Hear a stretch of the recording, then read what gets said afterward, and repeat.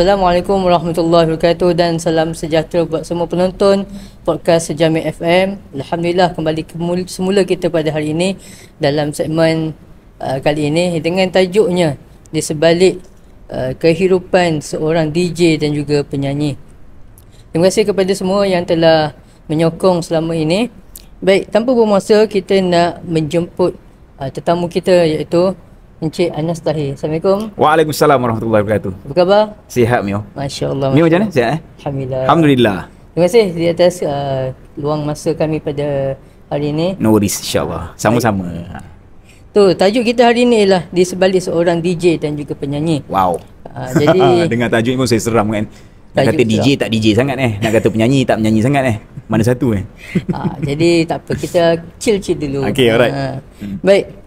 Mula-mula sekali saya dikabarkan Encik Anas ni salah seorang kumpulan Faiz kan, betul tak? Dululah. Dulu Tahun 2004. So nak tahulah macam mana mula-mula sekali macam mana abang boleh terjebak dalam semua ni. Terjebak dalam mana satu? Start dengan nasyid dulu aku kan. Penyanyi lah, Sebab kita mula dalam industri dengan bidang nyanyian dulu kan. Sebenarnya masa saya daripada sekolah lah, daripada tadika memang dibesarkan dengan, saya ingat lagi arwah ayah saya masa saya kecil-kecil sebelum masuk tadika ni, dia selalu pasang kaset Kala Putih tau. Dan kaset Kala Putih tu dia bermula dengan, asal dia pasang je saya akan dengar Alif Allah, Ba for Bismillah, Ta for Taqwa, sampailah lagu tu habis. Itu lagu nyanyian Cat Steven. Tahu Cat Steven? Tahu? Siapa dia? Yusuf Islam. Yes, so Islam. Itu adalah lagu pertama, nasyid pertama yang saya suka dengar lah, suka dibuai. Lepas tu bila dah masuk tadika, masuk sekolah rendah, masuk sekolah menengah, saya pun tak tahu kenapa saya minat dengan bidang nyanyian ni lah, nasyid. Masuk sekolah menengah kan, saya macam jadi lead jugalah untuk kumpulan nasyid tu. Dan bila dah masuk universiti, UTM KL tu, saya kalau boleh saya tak nak dah masuk bidang nyanyian ni. Saya dah bukan pencen kan, cuma macam nak try benda lain lah. Kan bila masuk universiti ni dia ada hari orientasi kan. Masa tu saya pilih kelab, kalau tak silap saya kelab rekreasi kot. Tapi dalam minggu orientasi tu, yang final minggu tu kan dia akan suruh setiap setiap persatuan yang kita masuk tu untuk perform dekat atas stage kan. So dalam persiapan kita nak perform apa semua kan, saya sepatutnya dalam kelab rekreasi ni ada benda yang kita patut perform.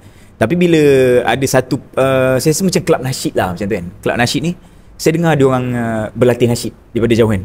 Saya rasa macam asal telinga aku ni macam tak boleh, ada benda something wrong lah, yang macam saya tak boleh dengar lah, ada benda kesilapan yang dia buat.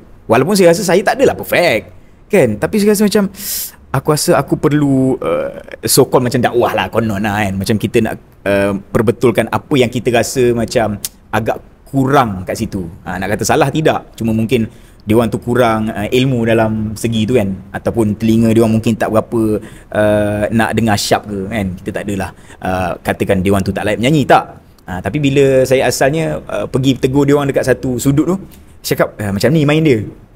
Saya ni bukanlah pemain yang profesional pun, tapi bila saya tunjuk kat diorang macam tengok saya kan, asal kau boleh main lah, kata kan, kau main lah. Jadi saya start dengan, bila orang dah bagi kepercayaan macam tu, saya macam okey lah, tak apalah, saya main lah. Walhal untuk performance tu saya persatuan lain kan, tak apalah, saya masuk nasyid tu untuk main tu saja. Lepas tu bila diorang start berlatih untuk menyanyi pula, saya dengar macam diorang cuba buat suara harmoni kan, suara second lah, suara third. Telinga saya macam Allah, geram dengar kan. Saya cuba betulkan apa yang saya rasa salah, key, note apa semua kan. Bila saya betulkan tu, dia orang dengar cakap, Nas, kau boleh nyanyi lah. Last saya main percussion sekali dengan menyanyi waktu perform tu. Okey lah, dah settle dekat situ. Dia orang pun buat satu masa tu UTM kita tak ada penaung lah, tak ada penasihat dalam persatuan nasyid ni. Jadi dia orang form satu grup nasyid. Bila form satu grup nasyid, nama dia Grup Najmi. Saya ingat lagi, saya duduk college yang luar pada UTM KL. Saya duduk dekat College Kampung Baru. So dia orang waktu tu bila saya pergi ke kelas kuliah dia akan cari saya, Anas, kita orang ni dah form satu kumpulan, kita nak minta macam kau punya abang kata bukan nasihat, tapi macam kau punya ni lah tenaga, kalau boleh untuk menyanyi sekali kan, sebab kita nak masuk pertandingan. So bila dia nak masuk pertandingan tu, saya just mengajar saja waktu tu. Bukanlah mengajar yang macam tenaga pengajar, mengajar sebagai kawan kan. Sebab saya ingat lagi, masa tu dia orang mula bawa lagu sesegar hijau daunan. Masa dia orang bawa lagu tu, dia orang masuklah dengan segala harmoni, suara second apa semua kan. Saya tegur kat dia orang lah, okey, suara ni salah, suara ni kena macam ni apa semua.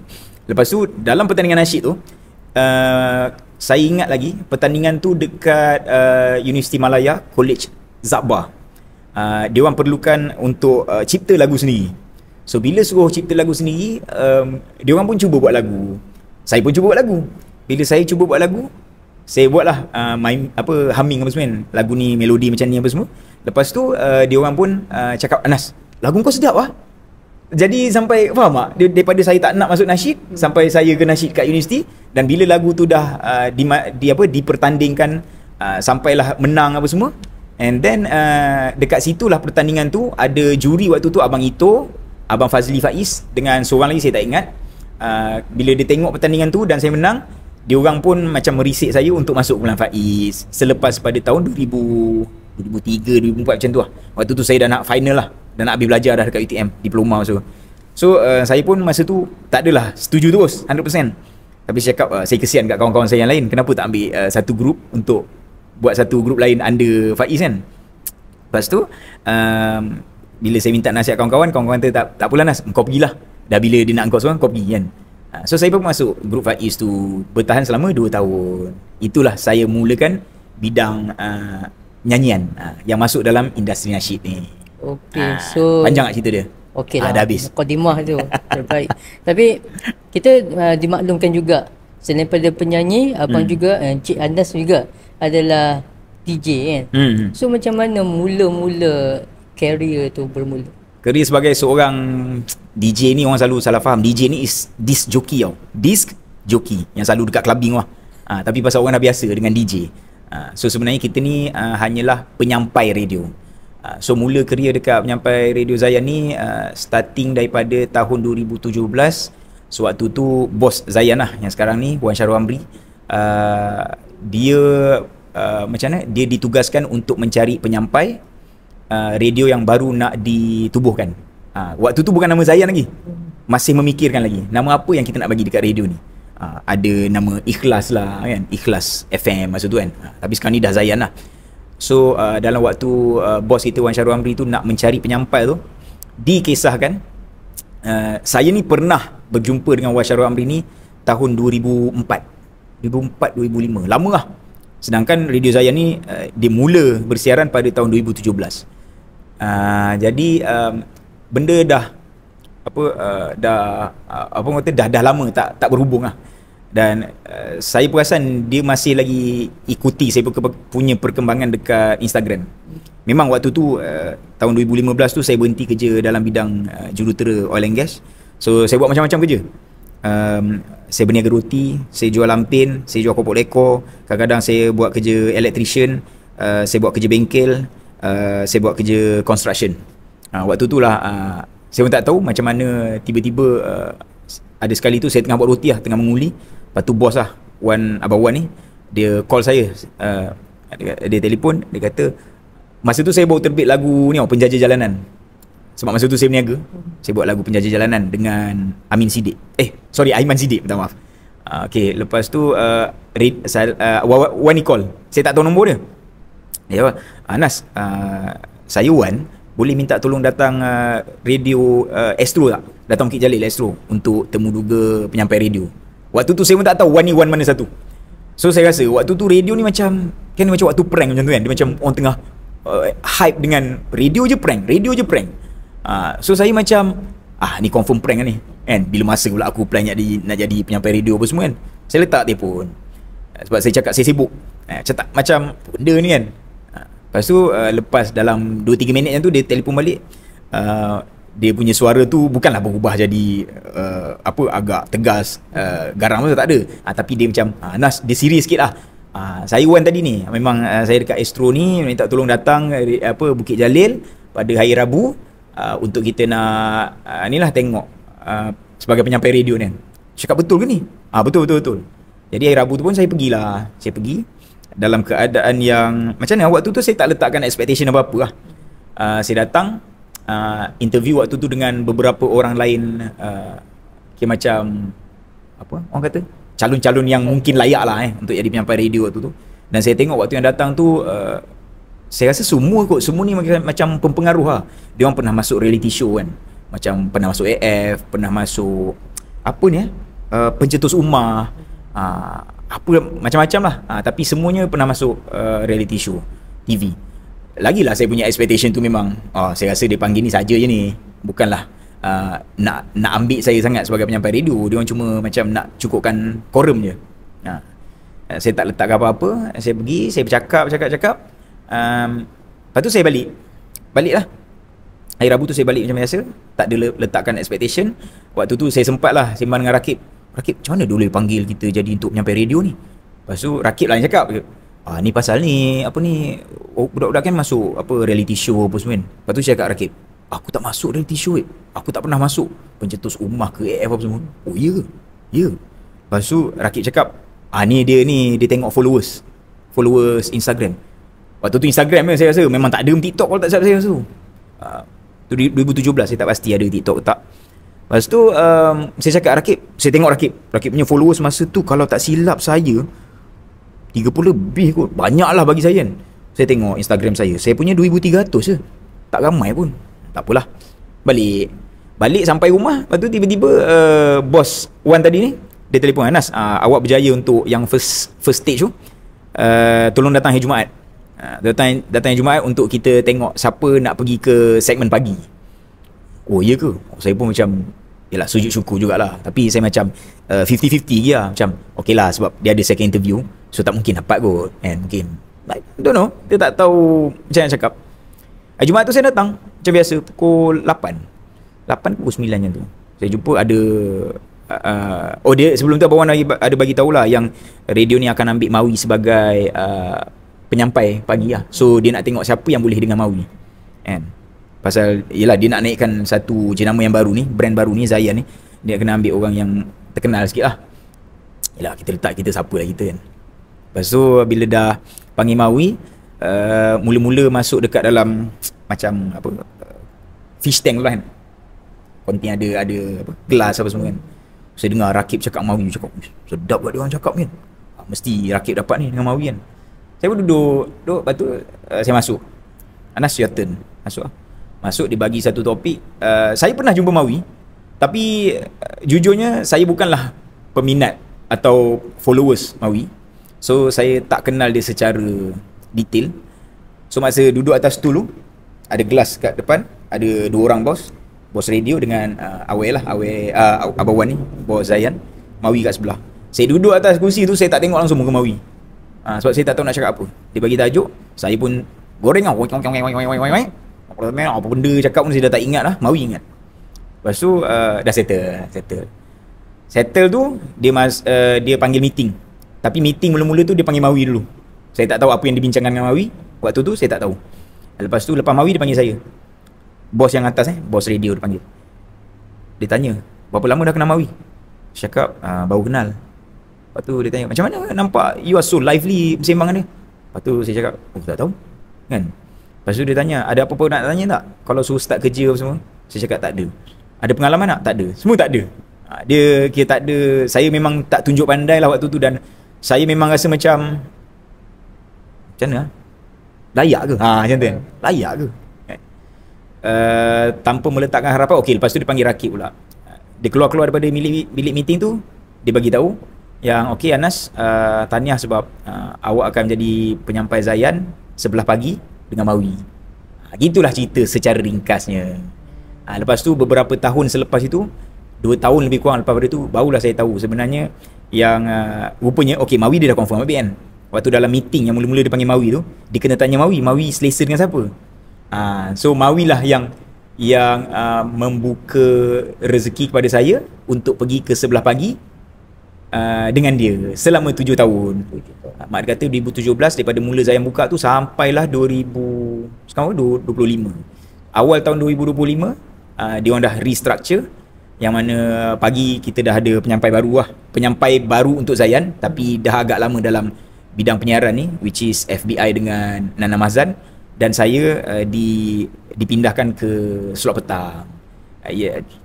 Dan sekarang ni untuk tahun 2025 ni yang original Zayan daripada awal tinggal Lin Arifin 10.3, dia segmen 10 sampai pukul 3 petang, dengan saya lah pukul 3 sampai 7 petang. Ini yang betul-betul original lah, Lin Arifin dengan saya, FBI, Nana. Lepas tu kita ada seorang weekender ni buat part time lah, Farhira.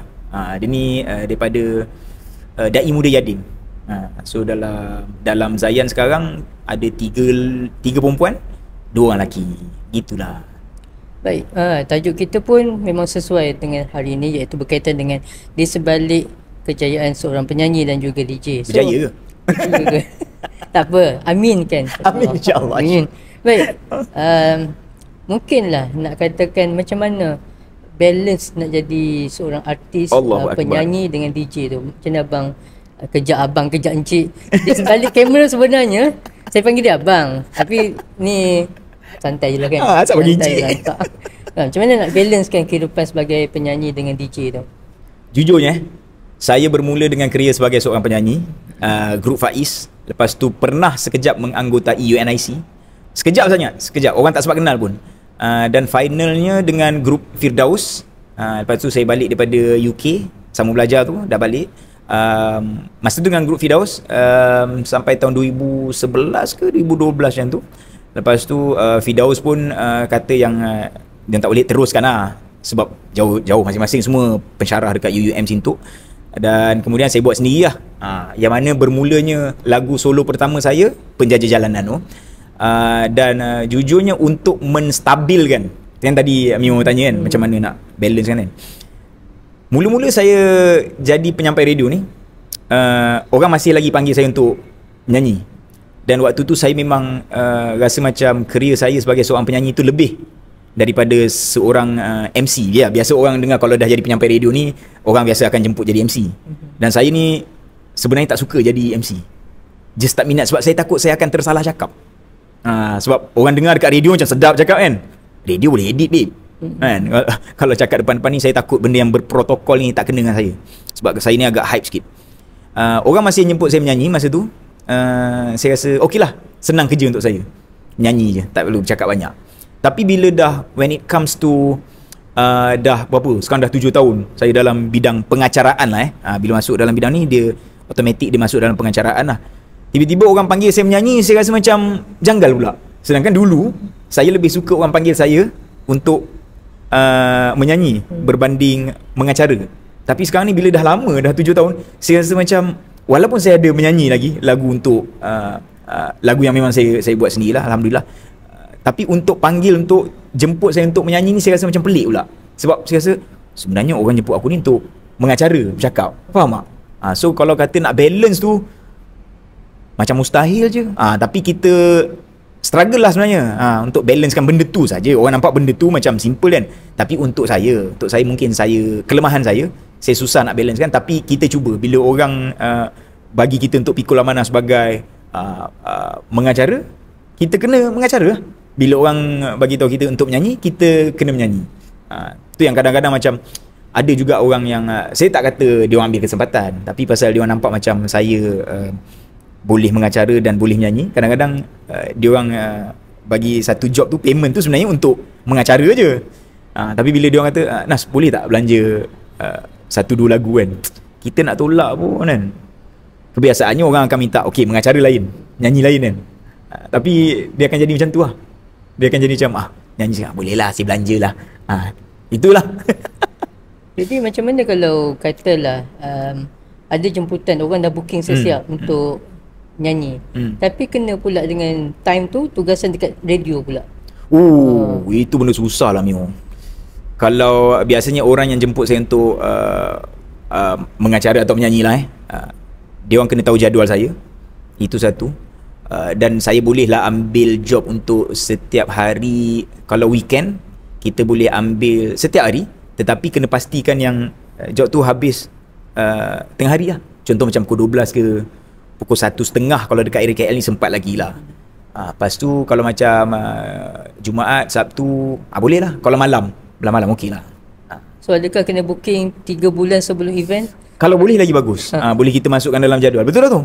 Booking, lepas tu dia bukan booking je Mio. Dalam dunia ni dia bukan sekadar booking, tapi booking tu kena bayar deposit 50%. Sebab kalau tidak kita tolak job lain. Faham tak? Lepas tu rupanya job ni kita tak dapat duit. Sebab benda ni biasa berlaku saya rasa. Semua orang yang masuk dalam bidang pengacaraan ni rasanya ada berlaku benda macam ni. Kesian orang tu dah buat kerja kan. Tapi tak dibayar. So baik bayar deposit, so kita boleh lock kat situ. Baik, kita nak flashback balik zaman kegemilangan menjadi penyanyi. Apa kenangan abang yang abang tak boleh lupakan dalam show, dalam kumpulan menyanyi ke? Dia apa-apa pun sebenarnya kenangan yang pertama tu yang ingat. Nak kata kenangan tu banyak, tapi yang first time tu yang kita paling ingat lah. Kalau macam saya waktu Faiz dulu, saya paling ingat waktu ni okey dah bila Mio cakap zaman kegemilangan kan. Ini saya bukan cakap zaman kegemilangan saya, sebab saya tak rasa pun saya ni pernah gemilang pun. Ni zaman kegemilangan nasyid. Waktu tu kita ada perform dekat Kelantan. Saya rasa itu yang paling saya tak boleh delete daripada memori ni. Pasal dia punya hype dekat Kelantan ni lain sikit tau. Kita nyanyi nasyid macam dia punya peminat lain macam lah. Saya berdiri dekat, kadang-kadang berdiri dekat tangga je. Tapi dia punya peminat tu cakap, serius lah.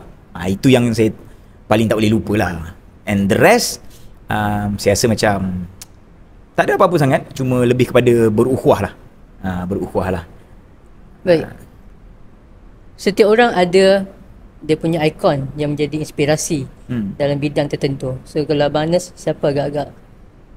Saya ikon dalam bidang Music Kalau music saya rasa entahlah, saya letak balance lah semua. Tapi kalau untuk nasyid ni memang sebab daripada kecil saya membesar dengan lagu-lagu The Zik. The Zik, kalau siapa yang tak pernah dengar The Zik ni lagu kumpulan Raihan lah sebelum jadi Raihan. The Zik yang first, kemudian baru kumpulan Nada Murni.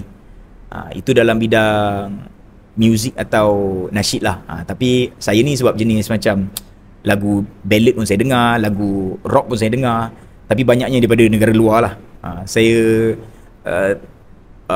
bukan, it's not being racist lah kata orang. Bukan racist tau. Orang selalu, kau dengar lagu. Tak, bukan. Macam lagu-lagu luar ni, saya tak tahu untuk telinga saya sedap ke kan. Saya tak dengar sangat lagu Melayu. Lagu Melayu memang saya dengar nasyid je. Lepas tu kalau lagu-lagu yang ballad ke pop ni memang saya dengar macam Michael Jackson, Bon Jovi, Metallica saya tak sangat, walaupun ada dengar tapi tak sangat. Backstreet Boys, NSYNC, apa lagi kumpulan, apa nama kumpulan tu saya pun tak ingat dah. Ultra kalau tak silap saya. Banyak grup luar lah kalau untuk harmonizing kan. Kalau yang Malaysia memang nasyid. Tu je. Pandangan abang tentang dunia nasyid dan juga DJ, apakah cabaran utama yang abang pernah hadapi? Okey, berbeza kan. Nasyid is nasyid lah. Saya pergi dekat nasyid dulu lah. Cabaran nasyid ni zaman sekarang, kalau tanya saya sebab saya pun dah masuk dalam bidang radio, yang mana sedikit sebanyak kita dapat tahu pendengar ni apa yang dia nak. Jujurnya, saya minta maaf kalau ada yang buat orang terasa apa semua kan. Saya nampak nasyid ni sebenarnya daripada dulu stereotype. Minta maaf cakap, saya dengar memang melodi tu kita dah tahu nak pergi mana. Sebab tu saya nasyid dulu-dulu yang saya dengar ni saya suka. Waktu The Zik, Nada Murni apa semua. Tapi bila dah masuk mainstream ni, saya rasa dia orang punya melodi tu macam kita dah tahu nak pergi mana. Dengar lagu sana, sama dengan lagu ni, kan? Ataupun saya boleh cakap macam ni lah, tak semestinya dalam dunia nasyid ni semua yang minat nasyid kena jadi penyanyi nasyid. Kadang-kadang kita tengok waktu macam mana Raihan boleh pergi sampai ke London, ke UK apa semua, sebab ada orang yang minat nasyid tapi dia tahu dia bukan nak jadi penyanyi nasyid, ataupun dia nak jadi penyanyi cuma dia tahu dia tak boleh, dia tak layak. Jadi dia jadi pemikir kepada industri nasyid ni. Saya nampak sekarang macam kalau minat nasyid je aku kena menyanyi, sedangkan dia tak boleh menyanyi. Dia kena sedari lah, minta maaf cakap kan. Sebab sekarang minat nasyid je aku nak jadi penyanyi, minat nasyid je aku nak famous macam tu. Cuba ada seorang tu yang minat nasyid tapi dia lah menjadi pemikir untuk membawa nasyid ni macam mana, ke tempat macam mana. Dan saya sangat puji dengan orang muda-muda sekarang dalam dunia nasyid ni. Macam kumpulan-kumpulan nasyid yang diterbitkan oleh Tarbiyah Sentab. Sebab melodi dia adalah lain pada melodi nasyid-nasyid lain. Kan? Lagi satu, saya tak tahulah, sebab saya dekat radio kan. Contoh saya jual lagu ni. Kita bagi tajuk lagu apa kita cerita pasal tajuk lagu Masjid Jamik lah Masjid Jamik ni, tajuk lagu Masjid Jamik ni dah pernah keluar tahun 2001. Tahun 2012 Masjid Jamik 2012. Tahun baru dia perbaharui lagi Masjid Jamik 2025. Kalau tanya saya, minta maaf saya cakap, cukuplah yang evergreen tu. Orang dah sedap dengan yang tu. Kalau dia boleh buat lagi sedap, okey juga kan. Tapi kadang-kadang benda tu bukan senang, sebab orang masih ingat benda yang lama. Dia akan jadi comparison kan. Lepas tu kalau macam 2025 bersama dengan artis mana-mana kan, dia akan gabung dengan lain. Saya rasa nak kekalkan benda tu originality, biar je yang lama. Move on lah kata orang. Move on lah dengan benda macam tu. Kalau cabaran dekat bidang okey, itu bahagian nasyid saya bagi pendirian saya je lah. Sebab saya duduk dalam bidang radio yang mana kita tahu radio ni nak macam mana kan. Lepas tu kalau dalam bidang penyiaran atau radio Zayan ni pula, yang memang kita bawa nasyid je, kadang-kadang kita sebagai penyampai ni, ya kita terima lagu banyak. Kadang-kadang orang yang hantar tu pun bagilah kualiti yang, tengok masa zaman Greg Henderson ni, siapa-siapa nasyid yang dia tahulah, zaman Greg Henderson dia buat mixing untuk saya dulu Kumpulan Faiz kan, album Cinta Pertama semua, kita boleh dengar bunyi dia. Tolong labur sikit untuk cari jurutera bunyi ni yang pakar dalam bidang dia. Jangan semua nak buat sendiri, jangan semua nak save cost sampai menyebabkan kualiti tu tak ada. Kualiti saya rasa macam makin kurang kan. Bukan tak ada tapi makin kurang. Tu kadang-kadang telinga kita dengar macam, Allah, apa benda lah, mixing siapa yang buat ni, programming siapa yang buat ni. Tolong ada kualiti, sebab kita nak jaga kita punya kualiti nasyid. Kita nak naikkan destinasi nasyid anda. Tapi kalau nasyid bagi kualiti macam tu, macam mana kita nak dapat sambutan? Gitu. Baik. Mungkin ada di antara kita yang penonton akan bertanya, kalau kata DJ secara live yang kita dengar pagi-pagi tu kan, atau waktu Zuhur, macam mana tugasan DJ tu untuk melaksanakan kewajipan? Itu benda senang. Okey, dekat dalam radio ni dia dah ada sistem. So macam dia kita ada penyusun music, penyusun log kan, dia panggil music executive lah. So biasanya music exec ni dia dah susun dah semua. So dia ada ruang macam kita dah tahu dah dekat situ, okey sini kita kena bercakap, sini kita kena bercakap, lepas tu ada iklan lagu semua kena bercakap. So kalau macam waktu katalah saya masuk pukul 3, waktu masuk asar sekarang dalam 4.30 lebih kurang yang tu kan, yang pukul 4 tu kita buat laju sikit. Lepas tu adalah masa lepas azan asar tu sempat je pergi solat, nak pergi tandas apa semua, sempat je, tak ada masalah. Tadi saya baru teringat bila Mio tanya cabaran jadi penyampai radio ni kan. Saya tak sempat jawab ni. Cabaran bila jadi penyampai radio yang so called Islam ni, banyak benda yang kita kena tapis. Dia tak boleh senang-senang kongsi, tak boleh senang-senang nak bergosip. Sebab tu kadang-kadang ada kawan-kawan kita yang daripada radio lain, dia akan cakap, Nas, kau buatlah macam ni. Dia okey, saya terima nasihat tu. Mungkin dia orang rasa macam pendengar Zayan ni, dia boleh terima macam apa pendengar radio yang dia kendalikan. Faham tak? Sedangkan kita ni radio yang kita kena jaga batas bercakap, benda semua. Macam radio lain, mungkin kau boleh buat lawak lawak bodoh kan, kau boleh buat gosip, kita tak boleh. Buat radio dia lebih senang. Kalau buat radio yang bawa agama ni, kadang-kadang benda kecil pun kita kena tegur. Macam hari tu saya tersalah cakap, kita buat seorang-seorang, kadang-kadang tak ada orang nak tegur, tak ada pair. Saya cakap, okay, dalam kita menunaikan ibadah kewajipan haji ni yang merupakan rukun Islam ke-6 kan, benda tu keluar, sedangkan rukun Islam ke-5 kan, tersalah biasa kan. Orang dah bantai saya dekat WhatsApp. Sampai saya cakap minta maaf. Dia dah bantai lagi. Awak kena tahu ni. Lepas tu awak kena tahu haji tu rukun Islam yang ke-5. Lepas tu saya balas, ya saya tahu kan, saya dah minta maaf. Sudahlah tu, saya salah cakap. Orang dia nampak salah sikit dia pap habis. Itu cabaran lah bila jadi penyampai radio yang kandungan dia lebih kepada Islami. Tapi kita manusia kan. Itulah. Baik, pesanan abang kepada mereka yang ingin menjadi DJ ataupun penyanyi yang lebih berkualiti? Okey. Sebab saya dah 7 tahun dalam bidang penyiaran, penyampai radio ni. Nak jadi penyampai, kalau tanya saya lah, jangan copy mana-mana penyampai. Jangan tiru mana-mana penyampai. Jadilah diri anda sendiri. InsyaAllah benda tu tak nampak fake dan orang akan lebih senang, mudah terima. Memang mula-mula tu orang agak macam saya dulu lah waktu mula-mula. Saya ni memang jenis hype sikit kan. Memang daripada kecil macam ni. Macam bila kita bawa dulu siapa? Dr. Zul. Kita bawa kan Dr. Zulkifli Al-Bakri. Cara saya bertanya kepada Dr. Zul ni agak santai. Lepas tu kita pernah bawa siapa nama tu? Mishari, Allah Akbar. Syekh Mishari kita pernah bawa. Saya pernah interview dia masuk dalam YouTube. Saya memang jenis santai dan Syekh Mishari ni depan saya dia okey. Dia boleh terima dengan joke-joke saya. Tapi untuk orang yang dekat yang tengok kita live dalam YouTube, dia anggap macam kita ni tak ada adab dengan Syekh Mishari. Sedangkan Syekh Mishari okey. Dia orang anggap saya macam tak ada adab dengan Dr. Zul Al-Bakri kan. Lama kelamaan orang akan tahu kita punya perangai macam mana. Sebab tu saya cakap, jadilah diri sendiri, jangan berlakon, jangan jadi fake.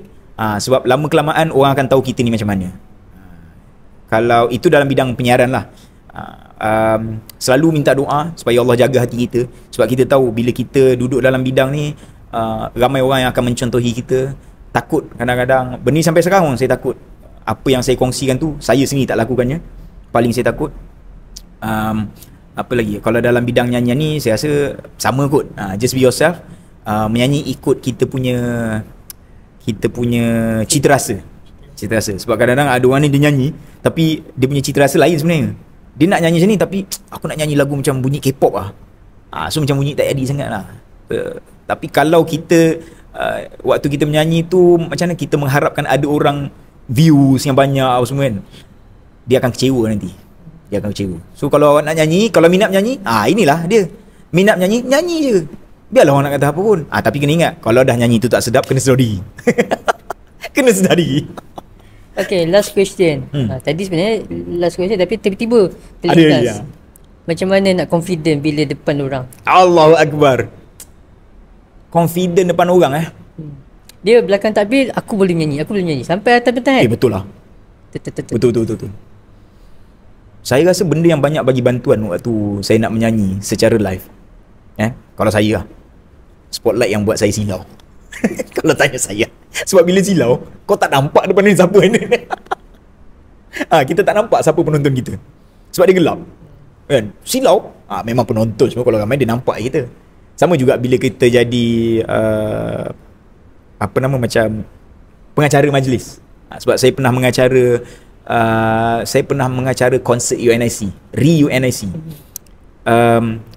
Sebab dia punya pencahayaan tu membuatkan saya terlalu silau dan tak nampak orang kat bawah.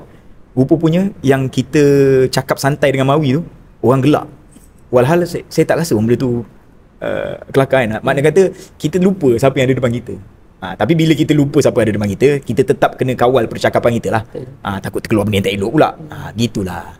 So cara rahsianya, Abang Anas telah bocor rahsia saya. Why kita pakai spek mata sebab tapi saya tak pakai spek hitam lah. Saya tak pakai spek hitam. Itu tak apa, itu lain cerita. Baik. Terima kasih kepada Abang Anas di atas perkongsian kita pada hari ini. InsyaAllah. Minta maaf banyak. Buang masa dari kami. So insyaAllah kepada semua yang menonton channel ini, jangan lupa like dan juga komen jika ada benda yang berfaedah. Subscribe semualah, whatever lah tu. Jadi jangan lupa share dengan rakan-rakan anda juga. InsyaAllah. Jika ada apa-apa yang nak ditambah ataupun segala kekurangan pada pihak kami mohon maaf. Maaf saya bersama. Itu saja untuk hari ini. Assalamualaikum. Jumpa lagi.